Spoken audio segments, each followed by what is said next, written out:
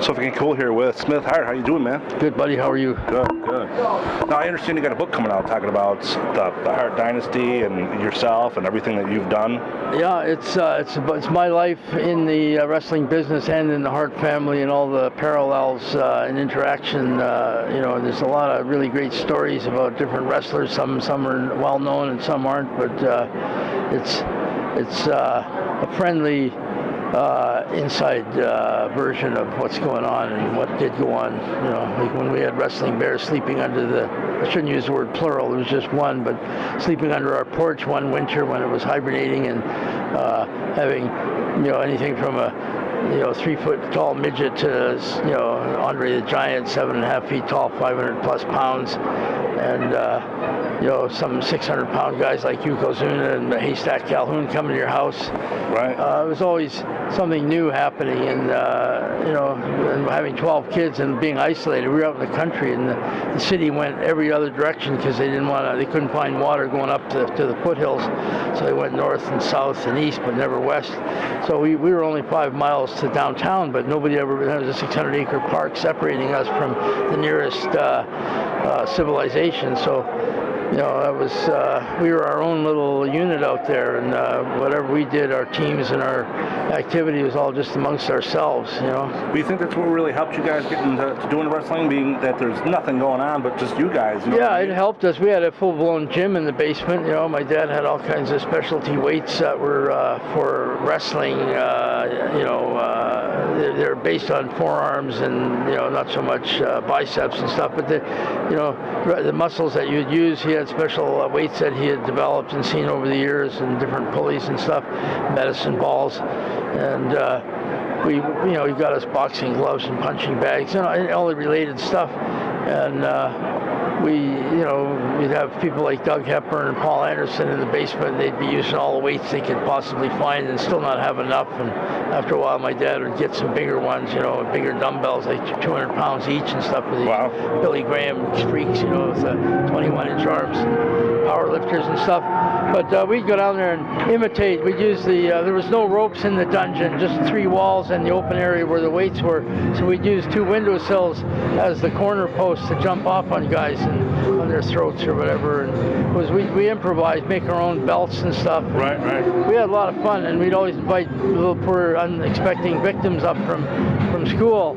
And the whole idea, we'd be imitating our heroes, and they would too. And we'd let them win, but we'd always hurt them, and they'd go home crying, but they won, and they wouldn't be able to take the belt home. It's going to stay here, but it's yours, and they'd ride home with a black eye or something, or bleeding, and it wasn't really. It was fun more than anything. Right. It's not like MMA where somebody's going home with a concussion. I wouldn't wish that on the poor kids, but we lived in fear of my father, who was really a pussycat, but he could scare us. He knew all the wrestling tactics that could put fear in a spectator or a victim's heart. And once in a while, you were aware of the victims down there being tortured. Some guy that was a blowhard challenging your champion in front of all the fans, and if he was a serious contender, that was one thing, but very seldom was that the case. It's usually just some bluff, drunken bum who thought he was tough or something, cowboy or whatever. But most of the time, and they've been drinking a lot of times, but the Stomper was one of the exceptions. I mean, he was a tough kid. At 16, he probably weighed 220 pounds, and he wanted to challenge Dave Rule, who was not the most formidable champion at the time. And the fans were saying, what are you afraid of, Stu? Let him in and all that. So my dad took him in the back and said, don't count on none of these guys hurting you. He says, you don't know this business, but if you want to have a little fun with me, come on out to the house. So that happened. He came out to the house.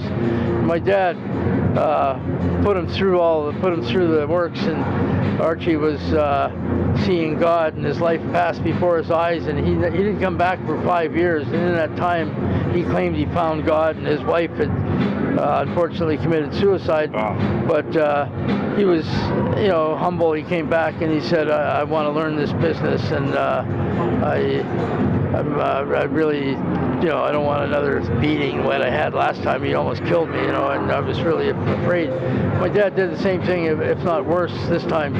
I don't know why, but Archie was pretty cocky, big kid. But anyway, then he went down to break in with Bob Geigel and Pat O'Connor in St. Louis. And then he came back to Calgary, and he was pretty much established as a villain main event, and we started working with him on a professional level, and he was great. He was one of the top. My brother Brett said he was the greatest villain of all time. Right. Brett's wrestled a lot of top villains. Yeah, definitely. And I always thought Abdullah had the edge on him for drawing power. But Archie was right up there. Some of these guys like Archie and Waldo Von Erich and Jerry Graham over the years. I can't think of too many others. Some of the tag teams were great. At one time we had. I should let you ask some questions. I get kind of running off at the mouth, but all at the same time we had the Torres brothers, the Vachons, the Scott brothers, the Miller brothers, even the Mills brothers, Al Mills and Tiny Mills, who were kind of over the hill, but they knew how to get heat. They could get heat just by walking through the crowd, not even looking at anybody, just glaring straight ahead and walk to the ring. The fans would part for them, but we had all those guys, even the Brunetti brothers, who were similar to the Bravos, Dino and Dominic Bravo a little while later, a good popular Italian team. And we had all those guys all at once, and the tags were big business in Calgary, because there's so much you can do in a tag match, 2 out of 3 falls, and all the interference and false tags and cheating when the referee's trying to keep one guy back, and the villains are manhandling some poor guy that hasn't been able to tag for 10 minutes and hanging in, not being pinned yet. But and I don't know, a lot of things seem to come about that tamed wrestling for no real reason. They decided that the NWA it was. I can't blame Vince McMahon for this, but he kind of followed suit, I guess. But the NWA decreed that all matches had to be 1 fall. I mean, that was ridiculous. That's how you give babyface, the underdog some hope, whoever it is. He gets a fall, and then now it's evened up or whatever, especially in tag matches. And jumping off the top rope was illegal. Well, a lot of maneuvers came off the top rope, and my brother Keith went right along with that, and I never saw eye to eye with too much with my brother Keith out of all my brothers. But Keith's a good guy and a smart guy and a good father and all that. But he was my dad's pet, and Bruce was my mother's pet. I never had a chance booking in Calgary ever. Right. My ideas were bastardized and used all the time. And my brother Bruce was smart enough to recognize my ability, or in that sense. Some people would say it's a genius, but I'm not saying that. But it's tried and untrue. But Bruce would bastardize it to suit him. He'd use kind of the wrong twist on it, or use a midweight guy instead of the heavyweight, and just some, I'm not giving you all the details in this short conversation, but my ideas were used a lot. I was sort of the unappreciated, unthanked, unremunerated troubleshooter for the whole family, and that's just with everything, wrestling business and household matters, when you got 8 boys and 4 girls, and you're all kind of a year apart. There's bound to be unpaid speeding tickets and warrants and assault charges and questions from the police coming, and I'd be the one answering the door, and I'd have more warrants out for my arrest than any of them. And I'd come to the door, and no, Smith's not here, no, Bruce is not here, and I've already alerted them that something's up, because we live out in the middle of nowhere, and when a police car drove up, that'd be a reason, they weren't just passing by.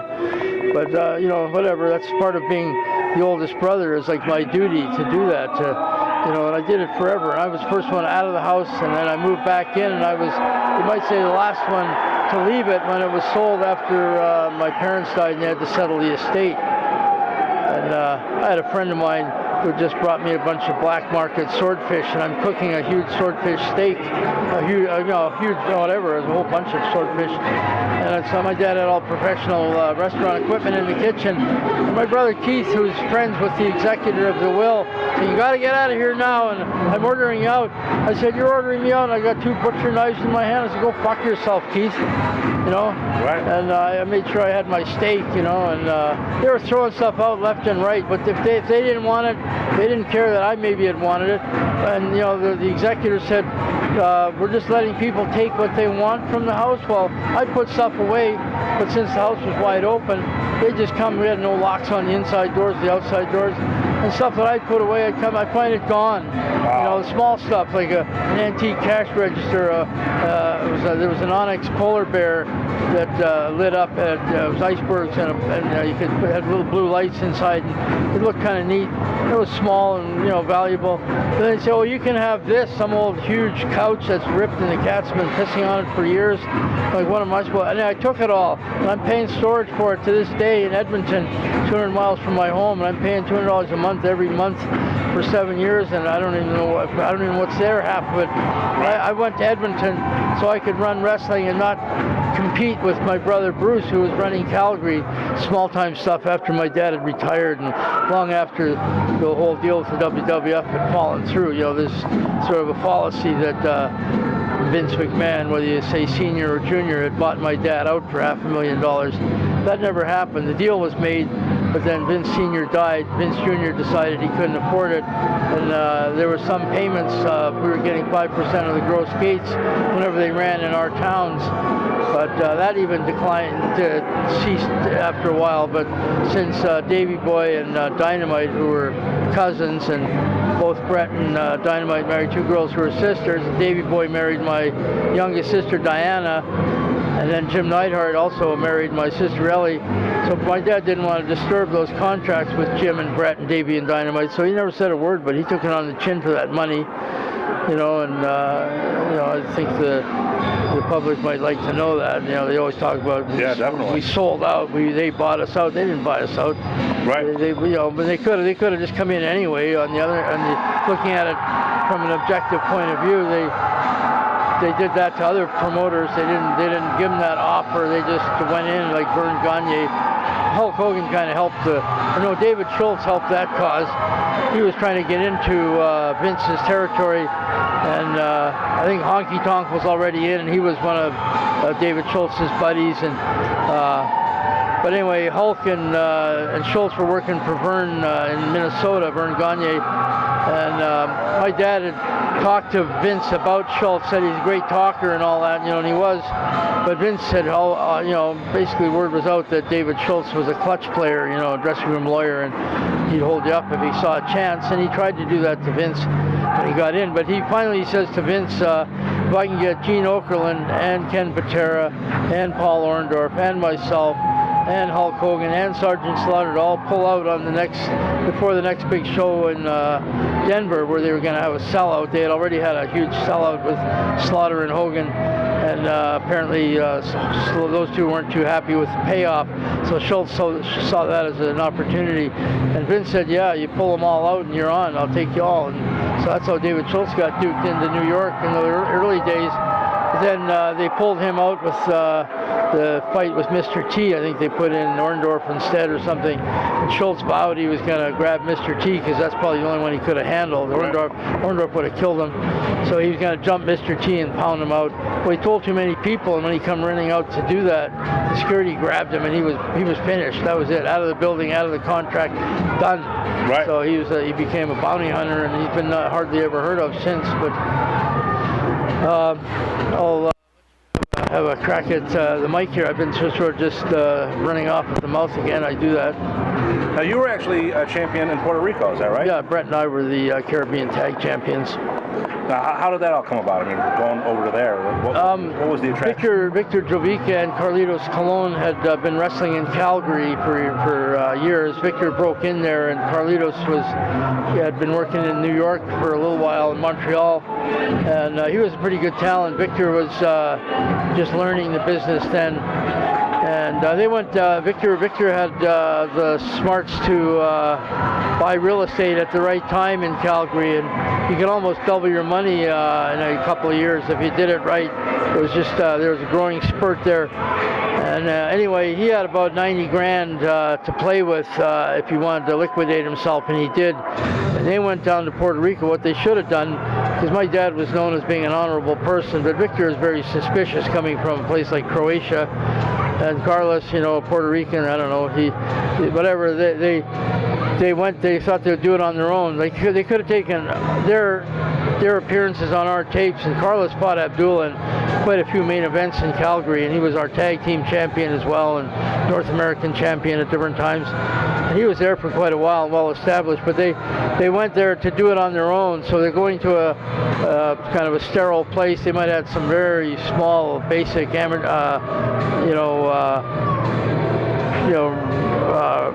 nothing wrestling there, you know, real low-level stuff. But they were running with a studio show, and the studio was empty, and they let that 90,000 went fast. They were pretty much tits up, ready to kill each other. And then Tuffy Truesdale phoned up and said, you know, I got the Bears coming in 2 weeks, remember? They said, oh, we forgot about that. And who can we get to fight the Bear? Well, one of our guys was there, Gil Hayes, that was their champion. And he was an arrogant bleach blonde, like a smaller version of Buddy Rogers or something. And he fought the Bear, and the novelty of him fighting the Bear was enough to get them over the hump. And that they never looked back after that. But what they really should have done and would have benefited them is take our tapes and just run them in there with Spanish translation. They would have seen Carlos in some great matches. Every match Carlos had was good. And Victor wasn't on TV too much, thank God, but he was just learning the business. And we called him the Croatian crowbar because nobody wised him up. They started using him before he was even developed. One of his fellow countrymen, Danny Babbage, took him for $5,000. Danny's walking around with flashy clothes on, staying at a dive hotel. The wrestlers, pretty much in our era, would always stay at the cheapest hotel possible because they're on the road. They got other hotels wherever they come from, whether it's an apartment or a house in England or Japan or Germany or the U.S. They got another household there, so they're not going to waste money on high, expensive hotels. They stay wherever it's central and where everybody else stays. So where do we stay around here? The Regis or the Calgarian? It's a funny story, but I'll tell you about the Calgarian and the Calgarian in a minute. But anyway, Victor sees Danny Babbage driving a new car and making payments on it. And Victor doesn't know what a Cadillac from a Pontiac coming from Croatia. But anyway, Babbage, yeah, I make big money, lying through his teeth about how much he made. And Victor is slinging beer for minimum wage. And got 2 or 3 jobs. His wife's working, moonlighting, 2 or 3 jobs. They're making it. They're paying off their mortgages, and these houses are acquiring equity. So he wants to be a big-time wrestler like Danny Babbage was pretending to be, so he did. Babbage, in turn, was lured in by a German guy who was lured in by a Danish guy who used to milk our cows and take care of our goats and chickens in our garden. There's a Danish couple that left. The husband went to jail for his 20th impaired. The wife went back to Copenhagen. So he came up to my dad and says, I'll do the housework and I can drive your kids to school and take care of the garden and the cows and the animals. So he was in. And then this was back in the days when Jerry Graham was our main event and doing pretty good for us. And anyway, a Greek wrestler, Billy Tronas, threw away a pair of shoes and they fit this Danish guy. And Ernie Roth, the Weasel, was the commentator at the time, and he wanted to ride to the Maritimes. Emile Dupre was running there and using our tapes because all our guys went there. He was doing the right thing like Carlos and Victor should have done. I think they didn't trust my dad, I don't know. But anyway, he used our tapes and he thought, I'll use that commentator as well as my MC, and it all worked well. So Ernie Roth tells John Kleisdorf, who had changed his name to John Dane now, I'll get you booked on the cards if you can drive me down there and back. What's a 5,000-mile trip or whatever? Right. After Stampede Week, we couldn't draw during the summer, apparently, so we'd start up in September. It was always a real slow grind, and we had to use John Dane now. Just before he left, I'm writing my departmental exams, and I'm not the greatest student. I hated school. And now I got to milk the cow and take care of the goats and chickens because this guy's leaving on no notice. All of a sudden I wondered why he dyed his beard yellow and blonde, and he worked at a slaughterhouse on the side, and he got a big pair of horns, and a big metal cap. And he's, what do you think? And let's go to school, Johnny. And he's, I'm leaving tomorrow or something, going to the Maritime. So when he comes back, my dad was paying him like $75 a week and not liking it because he looked like shit and he's still drinking and smoking. But we were short of guys. Some of the guys like Tyson Turville and Maurice Lapointe were working main events in Montreal, and they call up, can't make our starting dates, Stu. We're in a big return match with the Vachons or something, That's as I understand, And so when they finally came in, we got rid of Johnny Dane, and nobody's ever heard of him since. But it was a succession of John Dane to Gerd Topsnick to Danny Babbage to Victor Drovica that got Victor into it. And it all worked out well. I mean, Gerd Topsnick is a billionaire in Hawaii, owns more condos than anybody on the island in Oahu. And, I don't know about Danny Babbage. He married one of the bankers at my dad's bank, and he moved to Vancouver. It's a beautiful city. John Dane is the only one I don't know whatever happened to him, and I wish him well if he's still alive. But anyway, one time a guy named the Big O, Mike something, came in from Detroit, and he missed. It was bad weather all the way in, and they were supposed to. He was supposed to go on the loop to all these towns in Saskatchewan. He got there too late, and he asked somebody at my house, where do the wrestlers stay? And they said the Calgarian. So he asked someone, and they said, oh, the Calgarian, right over there. It's the biggest, most expensive hotel in the city. He says, wow, these wrestlers, I've heard good things about Calgary. Boy, they must make good money to be staying in this place, because it was like probably $500 a night or something, and the Calgarian and the St. Regis beside each other were like, you get a room for $5 or something, or 10 or something. Right. Rent by the week if you wanted. So he's staying there for several days and eating gourmet food and wondering what kind of a territory, Then he shows up at the Pavilion, which is not a huge building, but it was a very reasonable building. The next building, which held like 3 times as many seats, was way more money. It was ridiculous to run there. You had to draw 3 times as many people just to break even there, and we never liked going in there. But there was a bull sale going on, or pig sale or something, and it stunk in the back. The fans don't notice it so much. They parade the animals around earlier in the day where the fans sit, but in the back where the animals still are, they're bringing in shit and feed and whatever in and out. It's pretty frank in there, and he comes in, and it's not the greatest crowd. The weather wasn't good. There wasn't maybe a good angle, hot angle on. And as soon as he starts saying, I didn't see any of you guys today. Where and they said, when they finally clued in that he was in the wrong hotel, and he quickly moved out, and he didn't last that long, but he was a big guy. Calgary was my dad always liked to have big guys and strong wrestlers, guys that had fairly good amateur background. Some guys are good in amateur and they're just horrible at anything else. They don't speak well. They don't.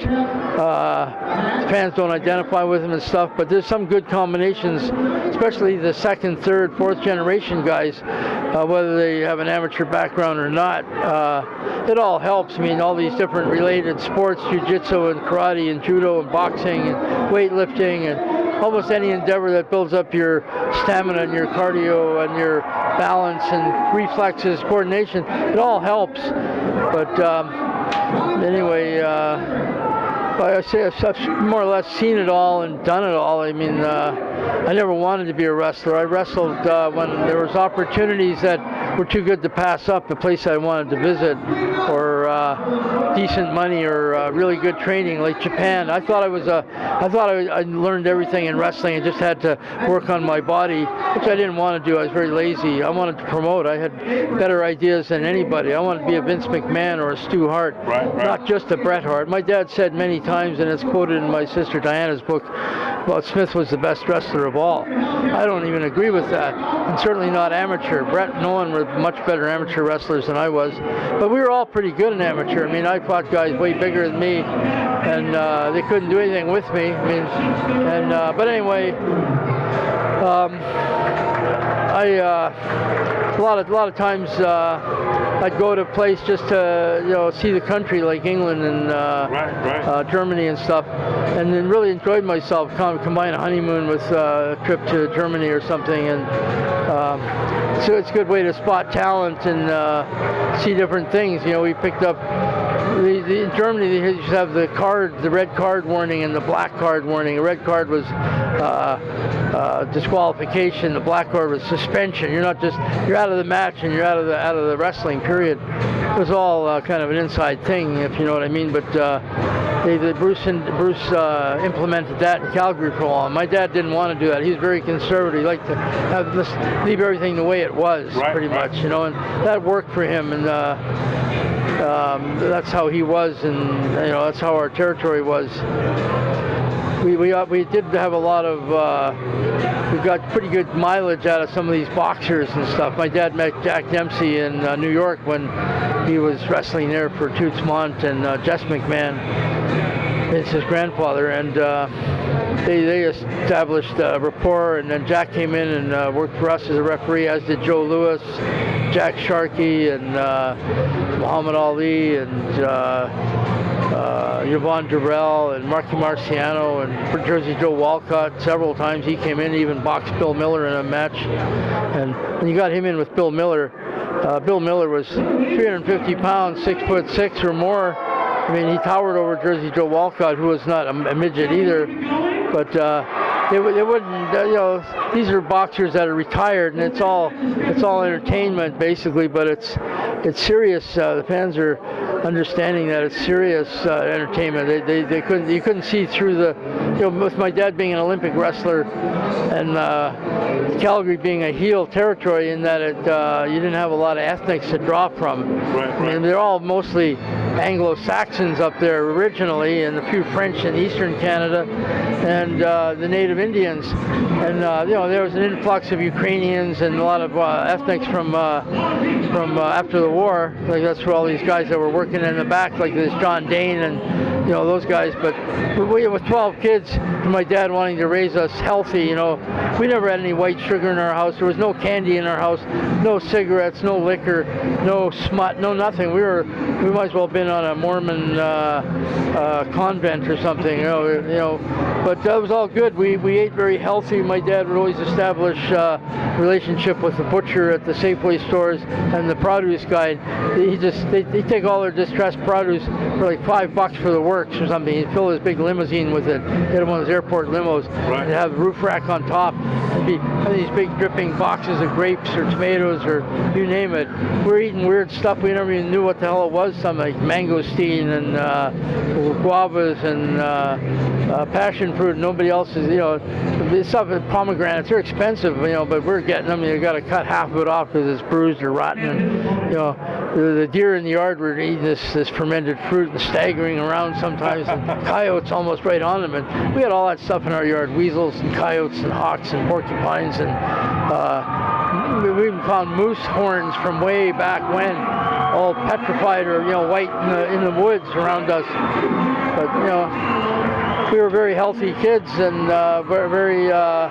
we had good attitudes. I think there's a lot of, I find kids nowadays have no respect for anything, including themselves or their bodies, with exception. But there's a lot of couch potatoes and video addicts just sitting around playing video games and playing with their cell phones and watching TV all at the same time. Right. We were out there killing each other, building forts and digging caves and tunnels, and we had a hayloft. I could have killed myself in there. I had candles burning in there. We could have had spontaneous combustion anytime. And we'd be in there making tunnels and stuff. And eventually Lothar, one of the hired hands, said, "Stu, I don't know what's going on. I find a lot of these bales with black, they're burned, and be almost a bale that almost caught fire. We're in there in the middle of, the tunnel, and there's dozens and scores of big hay bales all around it. And if somebody had, if the whole place had burned down, you probably would never got out."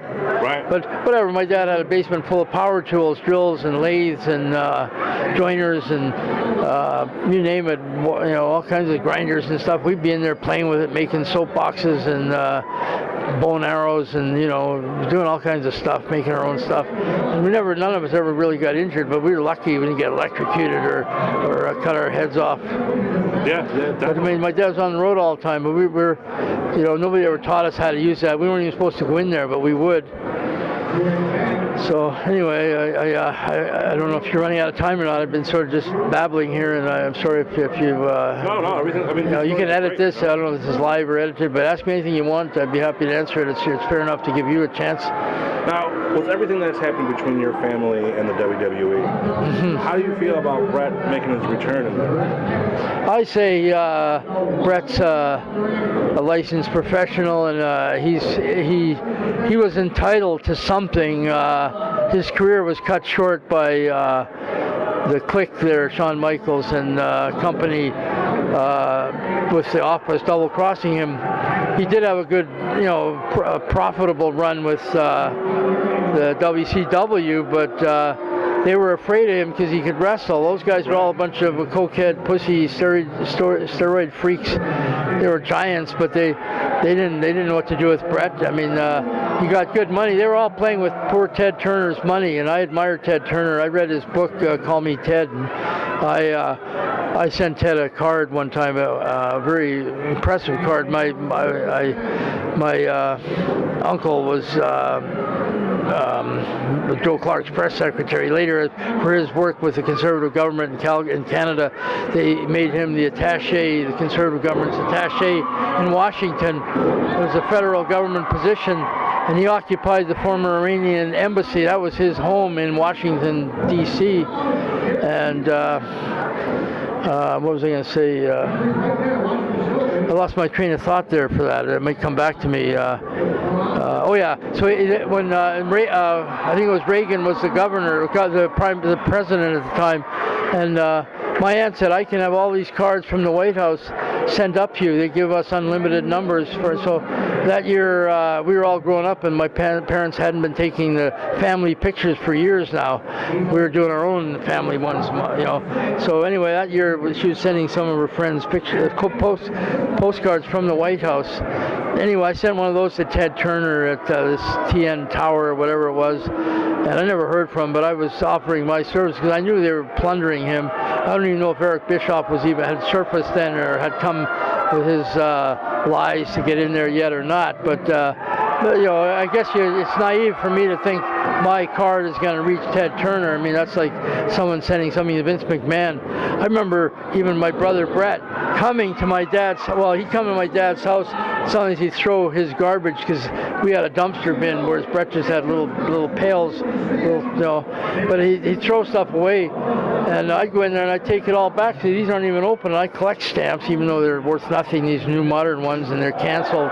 But I'd open the letters. I wasn't trying to read them, but half of them had money in them. They'd be sending Deutschmarks and francs and pounds from England and Germany and wherever. And you send me a picture of yourself, Bret. And a lot of times they'd have postal money orders in there, and they're $1.75 each, and they put 10 of them in there. I could go cash them in or buy stamps with them. I'd tell my mother, when you're buying stamps, let me get them for you. And I'd use these. I'd keep the change.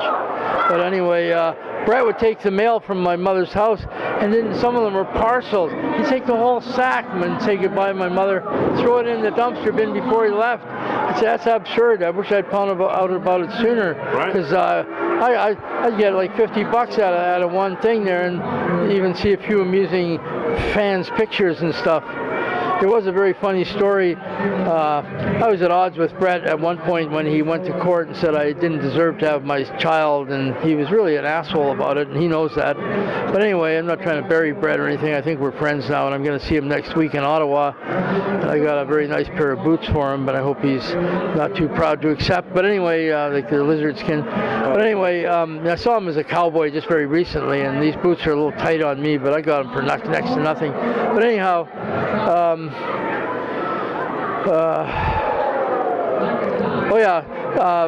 Bret, there was a point where, because my parents were going to attend a WWE show, and this is before Brett got back in with them and made amends and all that, and went back and forth with Vince and vice versa. He took all the pictures he'd given to my dad. He had pictures with Mike Tyson and George Chuvalo and Willie Nelson, different people autographed, and his own pictures with his various belts. He took them all out of the house, and he took the 2 portraits off the wall. My parents had all of us when we were about age 5, 6, 7, all around the wall, 12 of us in the big living room. Brett took his and Owen's. He had no business touching Owen's or his, really. They weren't his, it was of him. But anyway, the paint had faded, and you could see the 2 spots. Well, one of these grab bags full of fan mail and stuff had a picture of someone who'd drawn a picture of Brett, and it was in glass. It was clips on it and glass on both sides. Right. And it was almost the same size as the one that was missing. And it was a horrible picture of Brett. It really made him look ugly and skinny and stringy. But the fan did. You could see there's a resemblance. And the poor fan did his best, a German fan. So I put that one up, and they wouldn't even pay it. They wouldn't even say, why is that different? But they'd say, well, where's Owen? Because this was shortly after Owen had died. Right. And I'd say, well, that was Owen. Owen would have been there, but Brett took the picture. But I put another one up of Brett, and I said, I turned it around. We had done some the retaining wall. That one part of the house was leaking or something, and we had 2.5 foot thick double lattice brick walls in this huge house.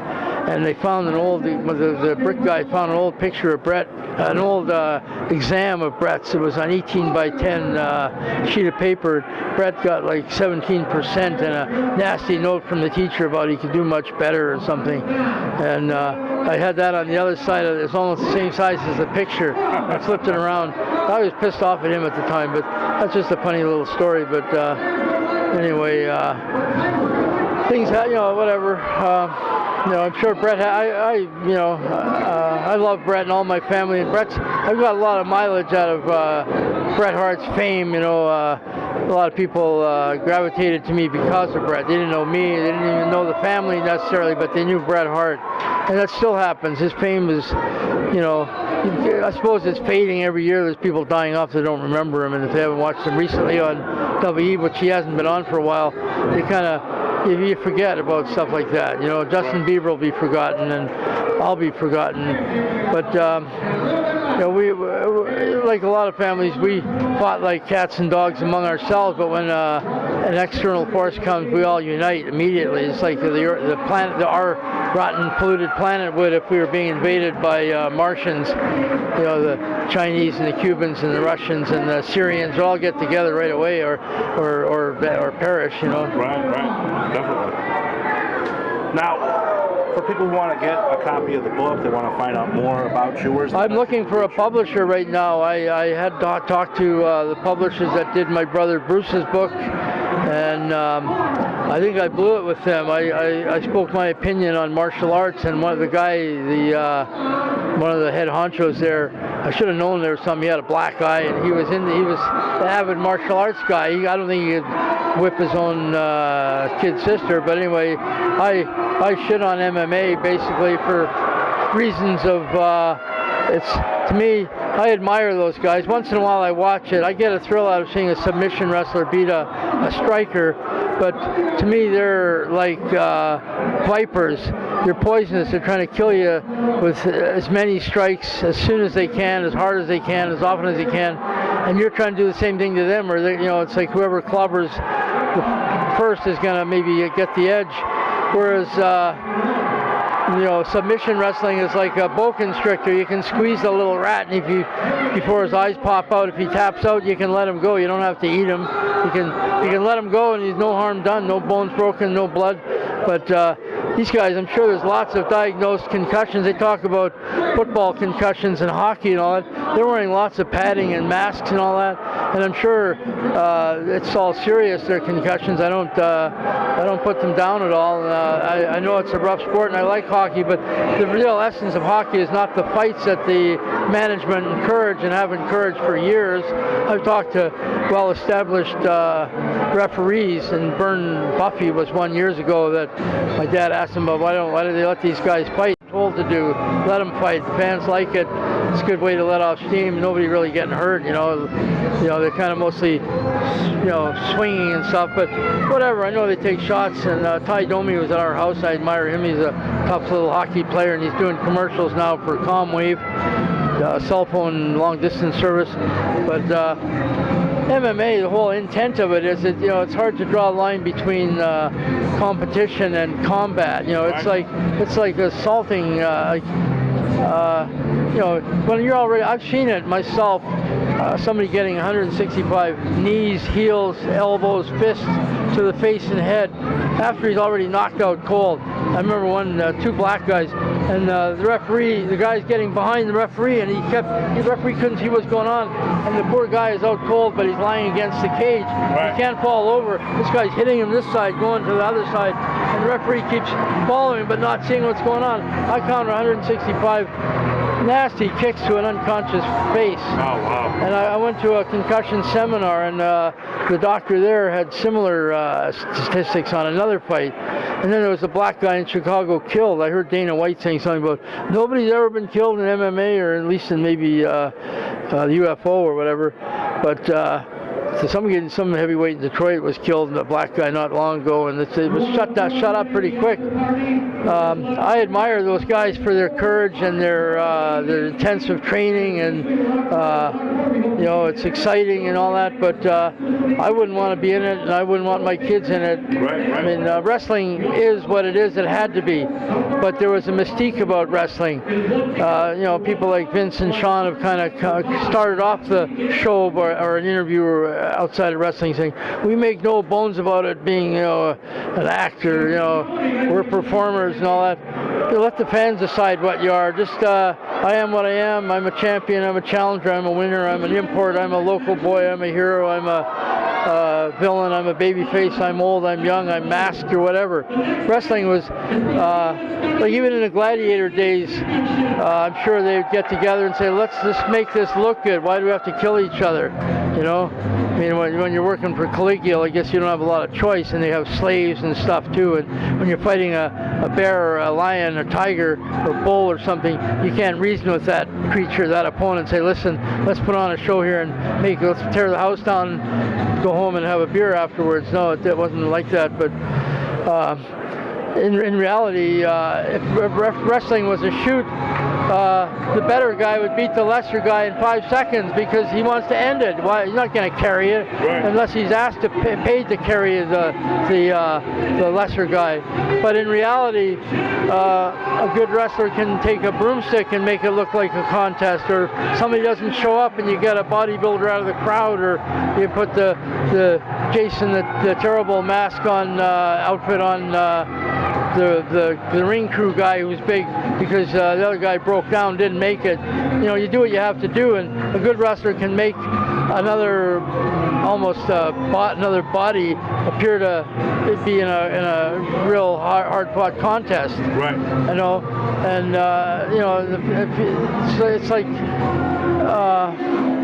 you live to fight another day without being enemies. You can't be like in some of these boxing matches or MMA matches and fight the next day, or fight 6 days in a row on every week for years. You know, the traveling is hard enough.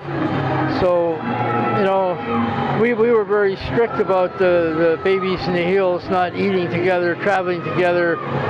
We always like to have separate entrances for the heels came out this way and the babies came out this way. Meanwhile, they're all in the same dressing room because that's all there was one lousy dressing room. But you know, and what you don't know doesn't hurt you, you know, and it is entertainment. I mean, it's no phonier than movies, but at the same time, it's live. And wrestling, not so much wrestlers, but the sport of wrestling has always been like the syphilitic hooer that they're shitting on the newspapers. At best, they'll maybe call it wrestling and grunt and groan and this and that. And they think it's a real compliment. Say you put on a good show. I always say thanks, you know, but I really, nothing, as far as I'm concerned, it shouldn't appear to be a put on. It should have looked like a real contest, you know, no matter what, you know, no matter how lazy I am and how undefined my physique is or whatever. I would nothing I did looked sloppy or light. It was all solid without hurting anybody, and it was varied. You know, I would always watch the earlier matches. I wouldn't be inside doing the choreography for a bunch of useless, repetitive high spots that somebody else has already done and somebody else is going to do after. These guys are all in there, these little 140-pounders, wearing their gimmicks and their outfits, trying to look like the Ultimate Warrior or whoever their hero is, and they're intently doing this and that, and then they forget it in the ring and they're talking and trying to catch up with it, and the good referee is trying to maybe block and help them along and get in the way so they can't see the fuck up or the lips moving and stuff. I'd be doing that, and I'd be as I'm counting, I'd say kick out, and all that. And so like with Victor Jovica, for instance, there was a rib on him. He won. Don Fargo was in. He's being inducted into the Sports Hall of Fame not far from here in New Amsterdam with my father and several other guys, including what the heck was his name? Leroy McGurk. He was an amateur wrestler, and he was light heavyweight, junior heavyweight champion with the NWA for a while, but nice guy. I met him once at the NWA National Wrestling Alliance convention in Las Vegas. He had some very attractive daughter, as I recall. But anyway, what was I going to say? The Hall of Fame. Oh yeah, so Fargo told Victor, he said Victor had a little gremlin, that's all he needed for his job, slinging beer at the hotel where the wrestlers stayed. He said, Stu told me if you bought a new car, he'd use you regularly. See, Danny Babbage brought him up. Danny tried to train Victor a little bit, didn't know what to do with him, didn't have this is my dad's gym at the house, but Danny was always afraid to go in there much, but he mostly was trying to bilk Victor out of $5,000 or whatever. And he wanted to lose Victor, and Victor is persistent. I don't blame Victor. $5,000's a lot of money for a guy trying to manage 3 mortgages on a duplex and whatever. So Danny, in desperation, because he's staying at that hotel where Victor's slinging beer, he took him to my dad's house, hoping my dad would grind him up so much that Victor would never come back. Well, my dad did grind him up, and Victor didn't come back right away. He took about 2 weeks to kind of heal and clear his thoughts, and he called, "Hello, Miss Stu Hart, Stu home?" My mother covered up the phone. "Stu, it's that goddamn Jovica again. What do you want me to tell him?" My dad grabbed the phone. "Victor, where are you now?" "Me home," or something. My dad said, "Well, come out. I'll see what I can do." And he'd leave him sitting there in the basement for hours. And sometimes he'd forget about him. Victor just quietly leave if he couldn't find one of the kids to relay a message.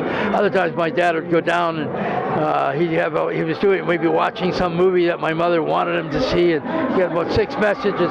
"Victor's down there wondering if you're coming down."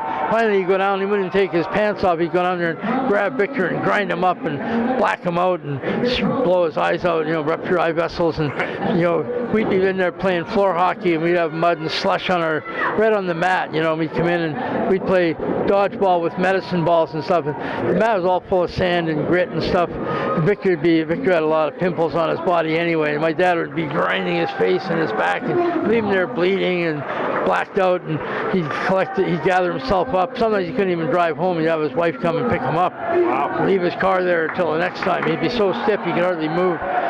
But anyway, he persisted, and he became a multi-millionaire. He even beat Joe Frazier in a boxing match in Trinidad, of all things. This is a guy that really can't even wrestle, but and wasn't that big, but he's a promoter, and he beat Joe Frazier in front of all the blacks in Trinidad as a boxer, which was Joe's the world's champion. Not that long after he was champion either. It wasn't like when we used Premier Carnera 20 years after he was champion, or Jack Dempsey or Joe Louis and all that. But anyway, they're all friends, and I hope nobody's offended by my kind of candid recollections. But the fans. Without fans, there is no wrestling business. So this is for the sake of the fans, giving them some tidbits that they might not know of otherwise. That's what my book is about. Stuff like that. There's some stuff that's fairly graphic too. There was a guy named Malumba, speaking of Trinidad. Ormond Malumba came from Trinidad, and John Holmes had nothing on this guy. And he was actually almost humble about it. He'd wear a flap in front of his trunks just so he didn't look too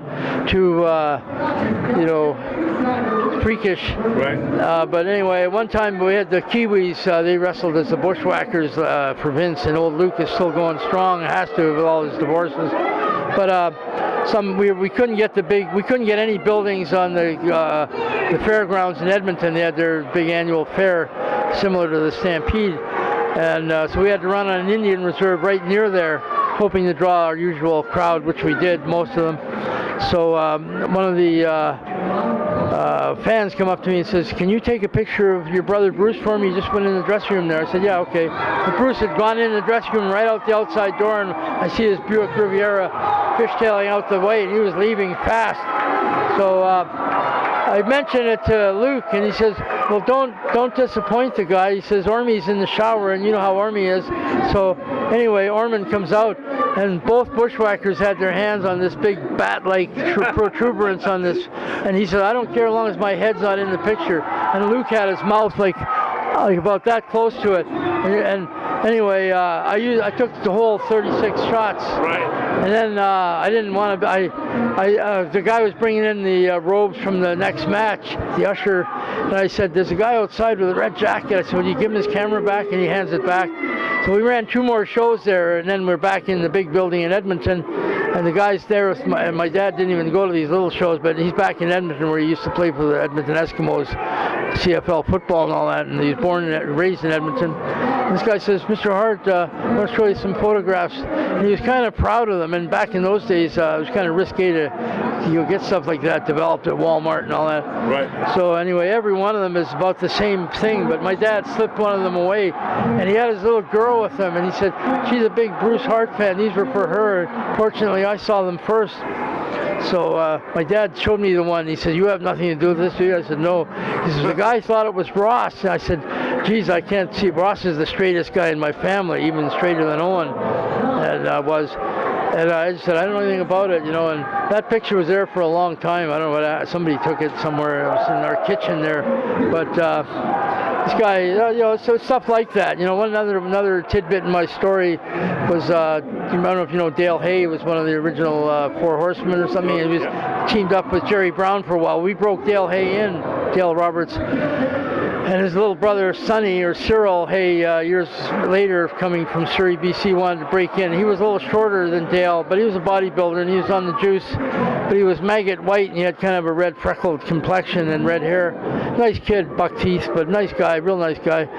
And Tiger Tommaso, one of our former bookers, was now living in Edmonton, working for the Osborne Brothers Real Estate, who were some local wrestlers for us.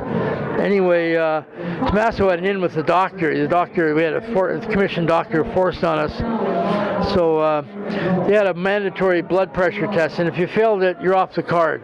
Doesn't matter why, you know, like nobody's doing this for the little Vietnamese illegal alien working a jackhammer that's twice as heavy as he is. But they don't just say, "We advise you to take heed" or anything. It's, you're off the card.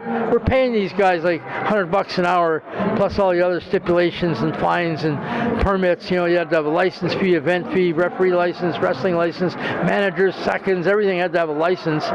So anyway, he failed it anyway. Legitimately failed the blood pressure test. So Tomas says, "Hey kid, don't worry, Stu's not here yet." And I just talked to the doctor. He says he'll do you again, but you're never going to pass unless you go into the can here and relieve yourself. So they give him a Playboy or whatever, and he's in the can. There's only one stall, period, for anybody. The urinal, everything's right there. One toilet bowl sitting there for the heels and the babies. So everybody's in on it. As soon as Sonny's in there, and it's his second match. The night before he wrestled Abdullah, and he got slaughtered, carried on a stretcher, bleeding. And then Abdullah attacked him again on the stretcher. My dad said, "I've never seen such instant heat, you know." So here he is the next day in a normal match, just fighting probably was even going to win, probably. So, but anyway, he's in the can trying to reduce his blood pressure. And all of a sudden, everybody's got to use the can, and people are telling, "Pass me some toilet paper, you asshole!" And somebody, "Hey, I'm going to shit in your bag if you don't hurry up." And Joe would come back, "You done, kid?" "No, everybody keeps interrupting me. I'm trying," or something, and they would stay away from me. I could do it, and all that. And everybody peeking, "Oh, sorry, kid," you know, as if they know it and they've been through it themselves. And so, "Here, try this," and they give them a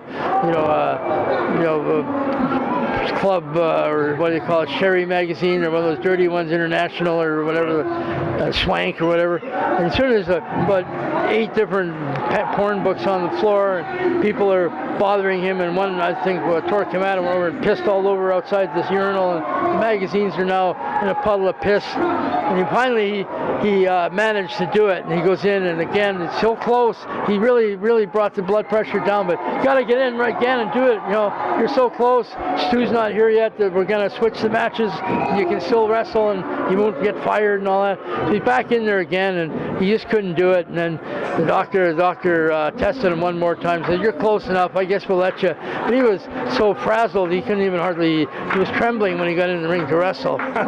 So, you know, there's stories like that that are much better told, you know, and more tastefully verbose. But definitely.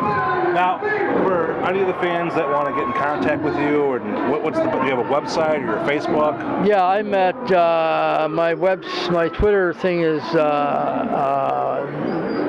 one Smith Hart, I think it is, or Smith Hart 1 or something like that. Okay. I'm sort of old school as far as computers, being savvy with computers. I don't really care about it. I have enough shit in my head as it is that I don't have to be learning new gossip about, you know, Justin Bieber and Katy Perry, and you know, the internet's great, you know, and I do turn to it once in a while, but I'd rather be out in the woods fishing or you know, watching the porcupines breed or something, and wolverines. I love nature. That's my real big bag is nature, and whether it's jungle nature. I have an acreage in the rainforest in Puerto Rico, which I like to go to, and we always lived out in the country, and we had all kinds of deer and animals going through our yard. So I don't like hunting, but I love fishing, and so internet. Yeah, you can find me. I think it's my Twitter thing is one Smith Hart or something like that. I hope that's correct, because I haven't even referred to it for a while. But okay, I do update it. I appreciate your time, and I appreciate your stories, man. I'm really looking forward to the book. Oh, thank you. I'll give you a copy when I get it done. Thank you. I am looking for a publisher wherever. I talked to somebody in New Zealand already through the other Bushwhacker, Butch Miller hooked me up with somebody there. And that's a long ways to go. You can lose a lot of money in transportation and stuff. Books are heavier than wood, but yeah, for sure. Whatever. It's you know, maybe there'll be a video made of it. I'm just working all the angles now that I've got it finished. Yeah, well, it's the stories that we heard so far are great. I'm sure there's many more. There's lots. Thank you so much. Thanks again.